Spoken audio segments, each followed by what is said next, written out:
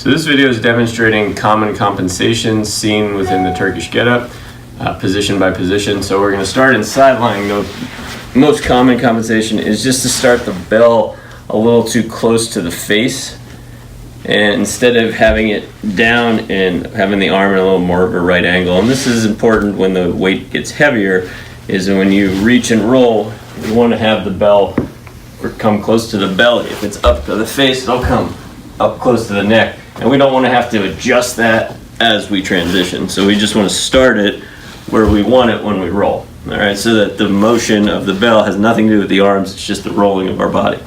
All right, so when we actually transition during the reach and roll, common compensation would be to leave the bell out there and then have to pull it with our arms. So we really just want everything tight.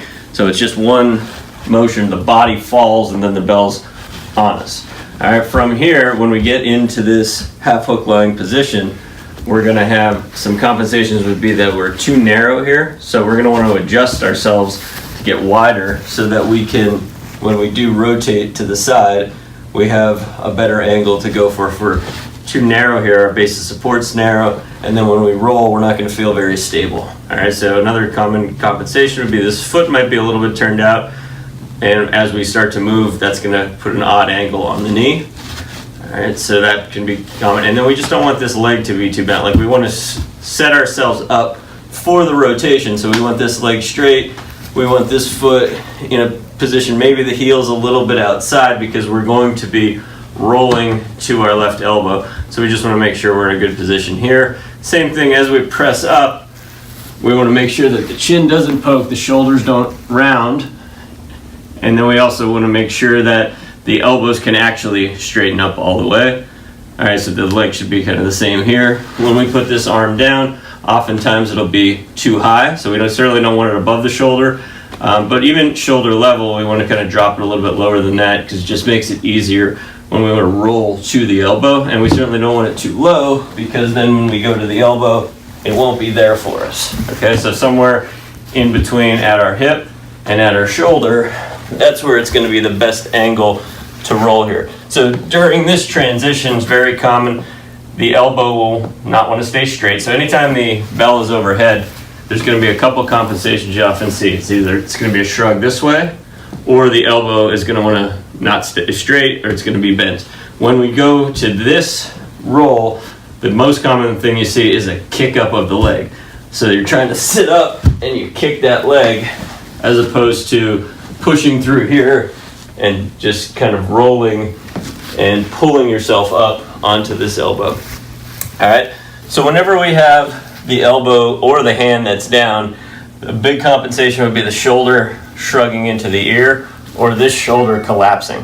All right, so we want to feel like the bell on the overhead, the overhand arm is always sort of packing so that the neck is free from the shoulder, so that there's space there. And then on the other side, we have to reach that elbow through the ground. And then when we get to a straight arm, we want to make sure that we're reaching that arm through the ground so that the shoulder isn't collapsed.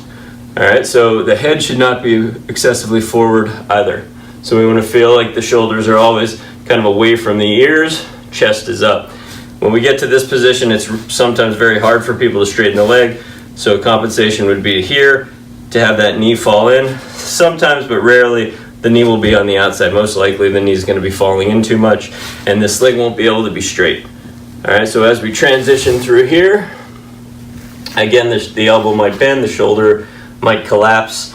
The eyes sometimes have a hard time keeping on the bell, so they'll start to look down, which can be dangerous, especially with the heavier bell. All right, and again, the shoulder might start to translate forward here. That's very common, which is not a strong position, so you always want to be spinning and reaching through that arm. And then as we just go through the motion, it's just basically the same compensations. This elbow might want to bend, the shoulder might want to be too tight into the ear. When we get to here, this knee might want to be valgused or buckled in. All right, and oftentimes people will get caught between this open half kneeling position and the half kneeling position, which will make them stand up in a kind of odd angle, and that makes it very unstable.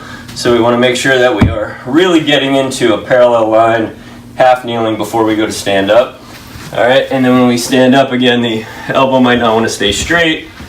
and the arm might want to bend, the shoulder might come towards the ear. So pretty much those are the common compensations, and you'll see the same thing on the way back down. On the way down, the thing that you just have to really be careful with is impact control. So if you slam down, you've lost control. So if you don't feel like you have good strength on the way down, you'll slam down. So everything is just about landing light and trying to maintain the same positions that you had on the way back up. So those are common compensations for the get up.